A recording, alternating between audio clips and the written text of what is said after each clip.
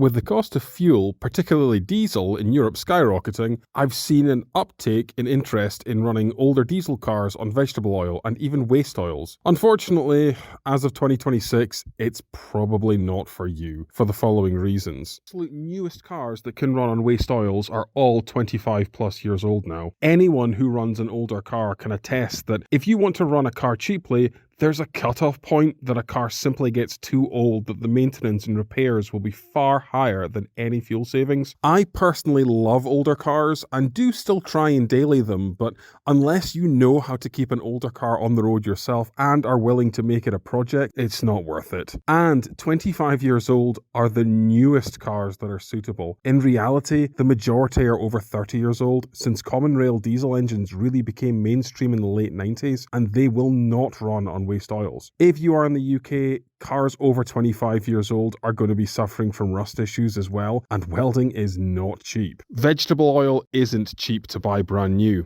To make it worthwhile, you would need to have a stable supply of free waste veg oil or even other waste oils, depending on how legal you're feeling. The days where you can just rock up to a chippy or takeaway and get their discarded frying oils for free are long gone. It's illegal in a bunch of EU countries, and even in the UK, where waste veg oil as a fuel is legal, they are not ULEZ compliant vehicles. There are classic diesels you could run that are ULEZ exempt, but we're talking pre-1986 cars here. Anyone old enough to remember will know diesels from that time period are frankly horrible and will seriously struggle to keep up with traffic these days. They are also really loud like a tractor and had pretty lax anti-emissions equipment, so they absolutely stink. There are actually better alternatives now. I'm not even going to mention electric cars, because if you could afford one and had a driveway to charge one on, you aren't even going to entertain the idea of waste oil vehicles. If you want cheap transportation, the obvious choice would be a bicycle. But if you're lazy like myself, a used e-bike or home-built e-bike is the cheapest way to get about. If you still want a fuel-burning vehicle, get a 125cc motorcycle. They are legitimately pennies to run per mile, and if you did want a first project vehicle, a small motorcycle is a far easier thing to deal with than a classic car, especially if you're living in a city and don't have a proper driveway. I know there will be some exceptions to what I've said, but if you are new to this and just started looking into it,